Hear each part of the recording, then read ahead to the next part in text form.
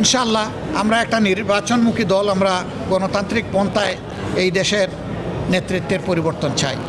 কাজেই আমরা সকল নির্বাচনে অংশগ্রহণ করেছি, এবারও আমরা ইনশাআল্লাহ করব স্থানীয় সরকার নির্বাচনের সকল স্তরে। এবং এইটা নিয়ে আপনি বলছেন কোনো আশঙ্কা আছে কিনা, অবশ্যই আছে। কারণ আপনারা দেখেছেন জাতীয় নির্বাচনের পরে 2টা উপনির্বাচন হয়েছে, একটা শেরপুরে আর একটা বগুড়ায়। আপনারা সেখানকার চিত্র, কাণ্ড, কারখানা সবই দেখেছেন। আমরা এই ব্যাপারে শঙ্কিত যে আদৌ সুষ্ঠু নির্বাচন হবে কিনা। তবে আমরা জনগণকে অনুরোধ করব যে জনগণ যেন নিজের অধিকারের পক্ষে আরেকবার তারা যেন সজাগ হয়, সোচ্চার হয়। একটা জিনিস মনে রাখবেন, সকল রোগের ঔষধ হচ্ছে জনগণের। পদ্মা ব্যারেজের এই উদ্যোগকে অভিনন্দন জানাই, কিন্তু এটা তিস্তার বিনিময়ে নয়। তিস্তার জায়গায় তিস্তাকে অবশ্যই তার পাওনা দিতে হবে এবং এই মহাপরিকল্পনা বাস্তবায়ন করতেই হবে। এর ভিন্ন আমরা কিছু চাই না। আমি সংসদের ভিতরে কোন টোনে কথা বলেছি আপনারা দেখেছেন। আমাদের পজিশন এই ব্যাপারে একদম ক্লিয়ার। আর প্রথম যেটা বলেছেন যে পশ্চিমবঙ্গের যেটা হয়েছে, এটা পশ্চিমবঙ্গ না, দুনিয়ার যেখানে এইরকম অপকর্ম হবে আমরা তার নিন্দা জানাই।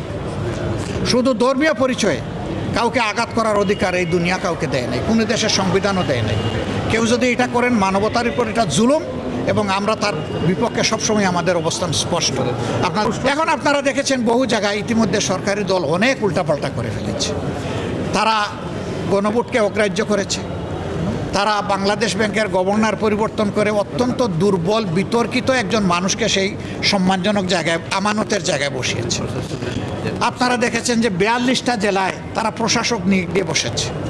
একটা ডেমোক্রেটিক প্রসেসে দেশ এখন আগাচ্ছে, এই সময় কেন প্রশাসক নিয়োগ দিতে হবে? দলীয় লোকদেরকে কেন দিতে হবে?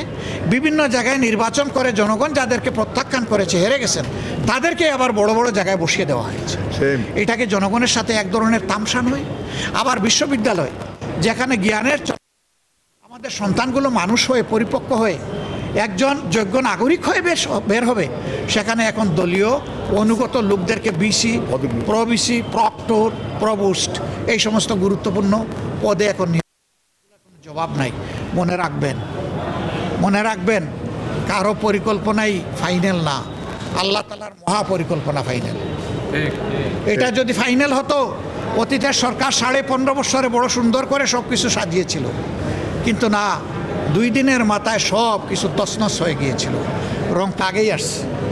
যখন আগে আসছিল তখন আমি আমার নিজের একটা বক্তব্য দিয়েছি যে সরকারের পক্ষ থেকে কেউ আমাদের সাথে এই বিষয় নিয়ে কোনো আলোচনা করে নাই।